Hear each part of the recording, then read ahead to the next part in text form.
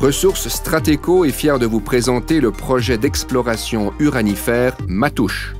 Ce projet est aujourd'hui considéré comme l'un des projets ayant la plus forte teneur uranifère au monde. Rappelons qu'en plus de satisfaire à la demande énergétique mondiale sans cesse grandissante, l'industrie uranifère est essentielle à d'autres secteurs d'activité comme l'agriculture, l'alimentation et la médecine. Situé dans la région des monts Otish, au nord-est du lac Mistassini, à environ 275 km de Chibougamau. Afin de protéger l'environnement et la santé humaine, les responsables du projet appliqueront avec rigueur l'ensemble des lois et règlements des différents paliers de gouvernement. Soulignons que la réglementation concernant l'exploration et l'exploitation de mines d'uranium est l'une des plus sévères qui soit. Les vents dominants observés sur la propriété Matoush soufflent en direction sud-est. Selon les données de l'étude d'impact sur l'environnement, le projet n'aura aucun impact sur la qualité de l'air du futur parc national Albanel-Témiscaming-Otish, situé à environ 15 km à l'est. Quant aux effluents, ils feront l'objet d'un traitement selon les normes les plus strictes avant d'atteindre le réseau hydrographique à proximité de la propriété, pour ensuite rejoindre la rivière Kami. Aucun effet n'est anticipé sur le réseau hydrographique régional. Le prolongement de la route 167 par le ministère des Transports du Québec permettra l'accès en toute saison au site du projet Matoush. Le projet sera également desservi par une piste d'atterrissage. La propriété de Stratéco couvre une superficie de quelques 312 km², tandis que le projet Matoush y occupera une portion équivalent à environ 0,15 km². C'est l'analyse des dépôts de blocs de la dernière glaciation qui a permis de confirmer les fortes concentrations d'uranium sur ce site. Le projet sera réalisé selon deux grandes phases.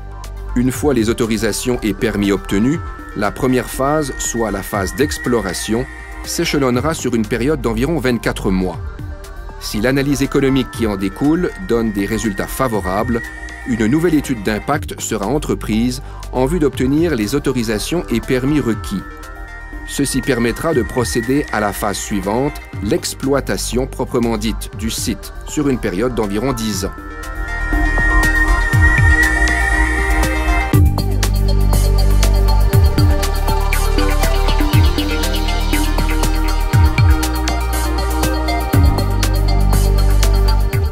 La phase d'exploration nécessitera la construction de diverses installations, dont une usine de traitement des eaux.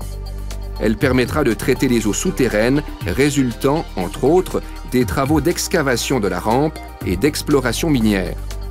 Un suivi quotidien de la qualité des eaux fait partie des procédures qui seront mises en place. À cette usine de traitement des eaux s'ajouteront un parc pétrolier et une centrale électrique. Le parc pétrolier sera conforme au code de la Régie du bâtiment du Québec, afin de prévenir toute contamination des sols. La centrale électrique servira notamment à alimenter le puissant système de ventilation qui sera mis en place. Le site comprendra également les infrastructures pour l'hébergement de 96 travailleurs.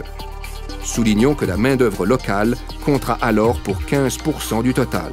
Les dortoirs, la cuisine et le bloc sanitaire seront répartis dans des tentes de type Weather Haven avec plancher de bois ainsi que dans des roulottes.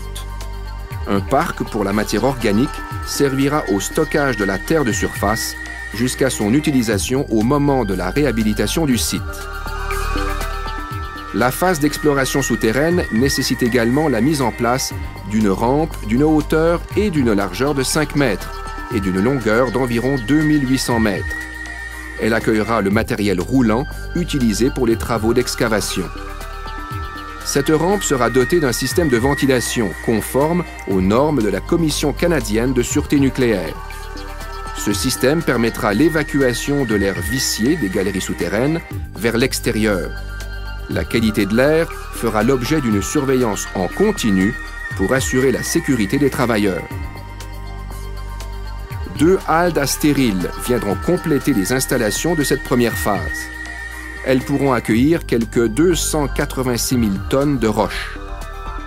La première, qui aura 100 mètres de largeur et 150 mètres de longueur, est destiné à la roche non minéralisée.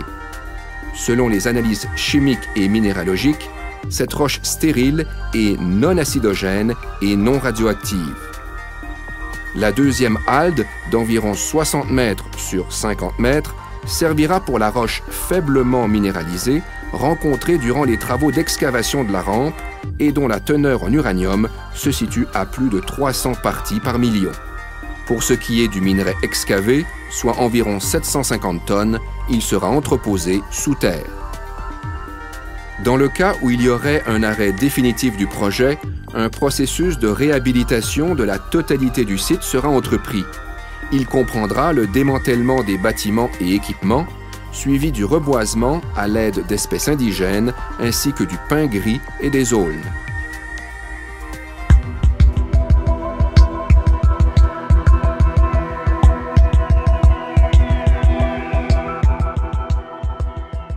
Au moment de la phase d'exploitation, de nouvelles infrastructures seront ajoutées. Le campement sera agrandi pour atteindre une capacité de 180 résidents. La proportion de main-d'œuvre locale augmentera à 25%. Les nouvelles installations compteront une usine de traitement du minerai en vue de la concentration de l'uranium sous la forme de Yellow Cake. Il s'agit d'un produit à très faible degré de radioactivité et représentant un niveau de risque très peu élevé pour la santé et l'environnement. Le transport sera effectué en conformité avec la réglementation établie pour ce produit, et ce, par une entreprise accréditée par la Commission canadienne de la sûreté nucléaire. Les résidus miniers seront déposés sur un site aménagé à cet effet, soit dans une fosse d'une profondeur d'environ 20 mètres. Contrairement aux résidus des mines de métaux courants, qui sont généralement déposés et endigués en surface, les résidus de mines d'uranium sont stockés de manière à assurer leur stabilité à long terme et d'éviter le recours à des digues. En parallèle, dans le but de réduire la consommation d'hydrocarbures, un parc d'éoliennes sera installé à proximité du site. Quant à l'exploitation de la mine proprement dite, elle entraînera le déploiement d'un réseau de nouvelles galeries souterraines jusqu'à une profondeur de 688 mètres. À titre comparatif, voici un exemple d'emprise d'une mine à ciel ouvert de la région. Le projet Matoush aura une emprise au sol nettement inférieure. Une fois la phase d'exploitation terminée, toutes les installations feront l'objet d'un démantèlement complet et ordonné, tandis que toutes les ouvertures débouchant à la surface de la mine seront fermées.